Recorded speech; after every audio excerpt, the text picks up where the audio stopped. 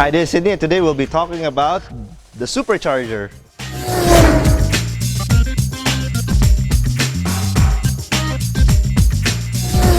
Superchargers and turbochargers. You hear these two terms thrown around interchangeably and can't really blame the people on the internet because they don't really know what it is.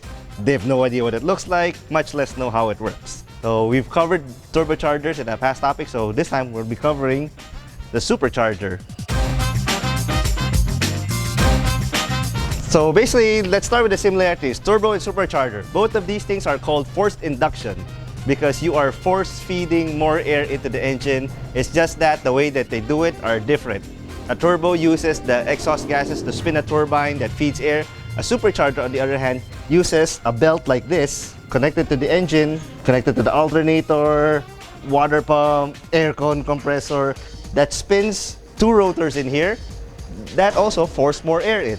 Same principle, get more air, suck more air, blow more air, make more power. The main difference between the supercharger and turbocharger is of the hardware itself. Almost all turbochargers are two circular round things. Superchargers come in this rectangular package because inside here are two intermeshing lobes. They look like gears. So what they basically do is it's also an air pump. Goes like this, air goes in, gets forced out, creates pressure. Nothing different from a turbocharger in terms of principle of operation, but how it operates is one is belt driven, one is exhaust driven. Now, let's address the popular notion, oh, superchargers have parasitic loss and all of that.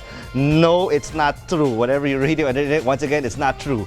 Yes, it takes some energy to turn this, but that energy is a lot less than what the energy that it gives. Because if it is parasitic loss and you're actually using more energy to turn this than what it makes, then there's no point in installing this in the first place.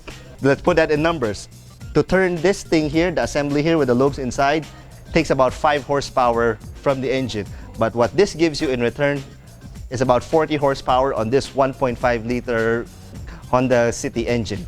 So power-wise, for a 1.5 engine, we're adding 40 horsepower more. Basically, the behavior is like stuffing a big 2.4 liter engine into a car this small. That's the easiest way to describe the driving style and result of a supercharger. It feels like a big engine.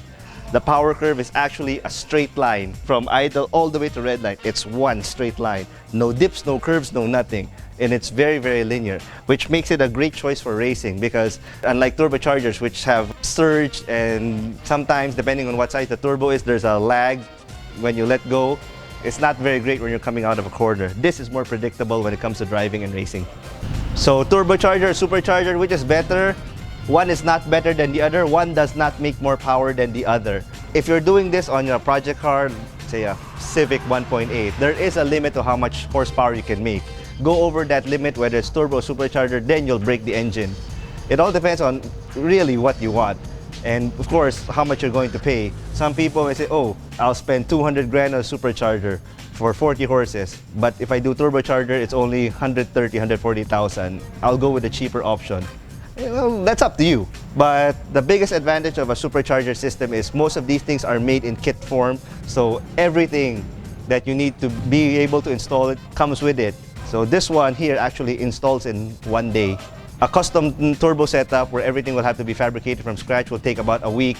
That's the fastest, to an average of a week and a half to 2 weeks. So you figure out how much your downtime is worth.